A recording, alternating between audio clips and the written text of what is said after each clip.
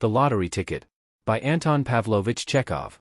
Ivan Dmitritch, a middle-class man who lived with his family on an income of 1,200 a year and was very well satisfied with his lot, sat down on the sofa after supper and began reading the newspaper. "I forgot to look at the newspaper today," his wife said to him as she cleared the table. "Look and see whether the list of drawings is there." "Yes, it is," said Ivan Dmitritch, "but hasn't your ticket lapsed?"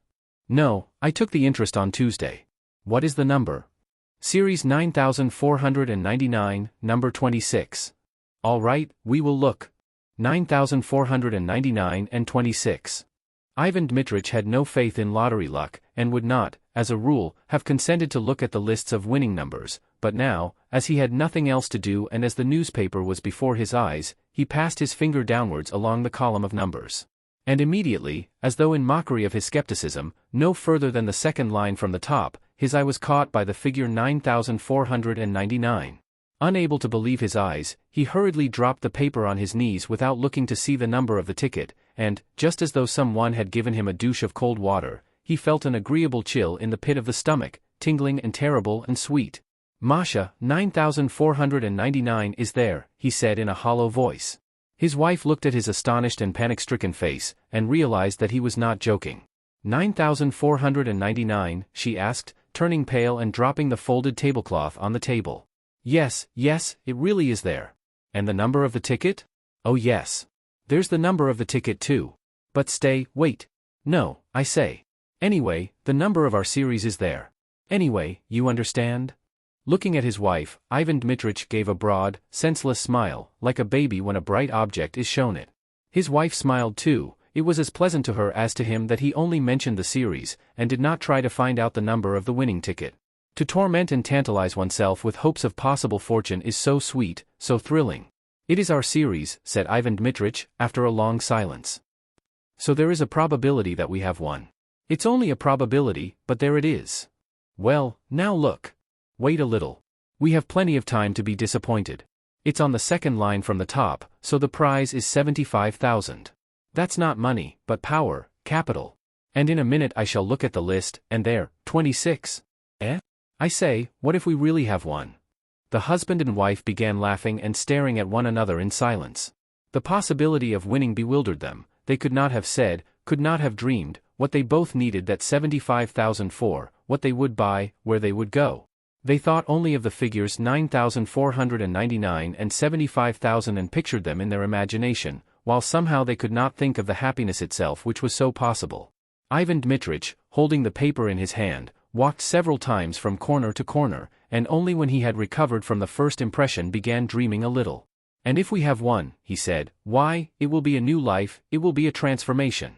The ticket is yours, but if it were mine I should, first of all, of course, spend 25,000 on real property in the shape of an estate, 10,000 on immediate expenses, new furnishing, traveling, paying debts, and so on. The other 40,000 I would put in the bank and get interest on it." "Yes, an estate, that would be nice," said his wife, sitting down and dropping her hands in her lap. "Somewhere in the Tula or Oriol provinces. In the first place we shouldn't need a summer villa, and besides, it would always bring in an income." And pictures came crowding on his imagination, each more gracious and poetical than the last. And in all these pictures he saw himself well-fed, serene, healthy, felt warm, even hot. Here, after eating a summer soup, cold as ice, he lay on his back on the burning sand close to a stream or in the garden under a lime tree. It is hot. His little boy and girl are crawling about near him, digging in the sand or catching ladybirds in the grass. He dozes sweetly, thinking of nothing, and feeling all over that he need not go to the office today, tomorrow, or the day after. Or, tired of lying still, he goes to the hayfield, or to the forest for mushrooms, or watches the peasants catching fish with a net.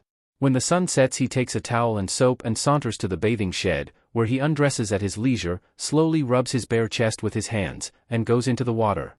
And in the water, near the opaque soapy circles, little fish flit to and fro and green waterweeds nod their heads.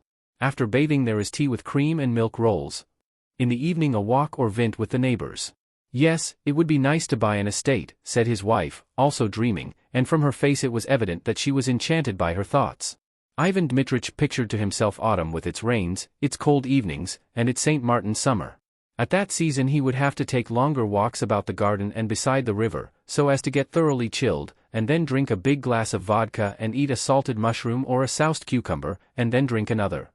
The children would come running from the kitchen garden, bringing a carrot and a radish smelling of fresh earth. And then, he would lie stretched full length on the sofa, and in leisurely fashion turn over the pages of some illustrated magazine, or, covering his face with it and unbuttoning his waistcoat, give himself up to slumber. The St. Martin summer is followed by cloudy, gloomy weather. It rains day and night, the bare trees weep, the wind is damp and cold. The dogs, the horses, the fowls all are wet, depressed, downcast. There is nowhere to walk, one can't go out for days together, one has to pace up and down the room, looking despondently at the grey window. It is dreary. Ivan Dmitritch stopped and looked at his wife. "I should go abroad, you know, Masha," he said. And he began thinking how nice it would be in late autumn to go abroad somewhere to the south of France, to Italy, to India. "I should certainly go abroad too," his wife said. "But look at the number of the ticket." Wait. He walked about the room and went on thinking. It occurred to him, what if his wife really did go abroad? It is pleasant to travel alone, or in the society of light, careless women who live in the present, and not such as think and talk all the journey about nothing but their children, sigh, and tremble with dismay over every farthing. Ivan Dmitritch imagined his wife in the train with a multitude of parcels, baskets, and bags. She would be sighing over something, complaining that the train made her head ache, that she had spent so much money. At the stations he would continually be having to run for boiling water, bread, and butter. She wouldn't have dinner because of its being too dear. She would begrudge me every farthing, he thought, with a glance at his wife. The lottery ticket is hers, not mine. Besides, what is the use of her going abroad? What does she want there? She would shut herself up in the hotel, and not let me out of her sight. I know. And for the first time in his life his mind dwelt on the fact that his wife had grown elderly and plain, and that she was saturated through and through with the smell of cooking, while he was still young, fresh, and healthy, and might well have got married again. Of course, all that is silly nonsense, he thought, but why should she go abroad? What would she make of it? And yet she would go, of course. I can fancy. In reality it is all one to her, whether it is Naples or Klin. She would only be in my way. I should be dependent upon her. I can fancy how, like a regular woman, she will lock the money up as soon as she gets it. She will look after her relations and grudge me every farthing. Ivan Dmitritch thought of her relations. All those wretched brothers and sisters and aunts and uncles would come crawling about as soon as they heard of the winning ticket, would begin whining like beggars, and fawning upon them with oily, hypocritical smiles. Wretched, detestable people. If they were given anything, they would ask for more, while if they were refused, they would swear at them, slander them, and wish them every kind of misfortune. Ivan Dmitritch remembered his own relations, and their faces, at which he had looked impartially in the past, struck him now as repulsive and hateful. They are such reptiles, he thought. And his wife's face, too, struck him as repulsive and hateful. Anger surged up in his heart against her, and he thought malignantly. She knows nothing about money, and so she is stingy. If she wanted she would give me 100 rubles, and put the rest away under lock and key.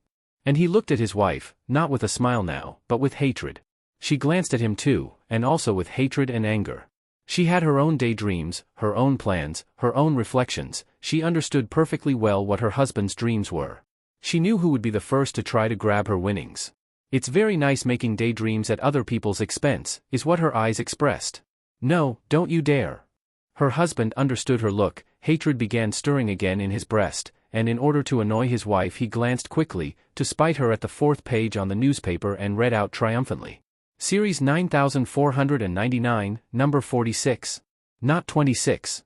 Hatred and hope both disappeared at once, and it began immediately to seem to Ivan Dmitritch and his wife that their rooms were dark and small and low-pitched, that the supper they had been eating was not doing them good, but lying heavy on their stomachs, that the evenings were long and wearisome. What the devil's the meaning of it, said Ivan Dmitritch, beginning to be ill-humored. Wherever one steps there are bits of paper under one's feet, crumbs, husks. The rooms are never swept. One is simply forced to go out. Damnation take my soul entirely.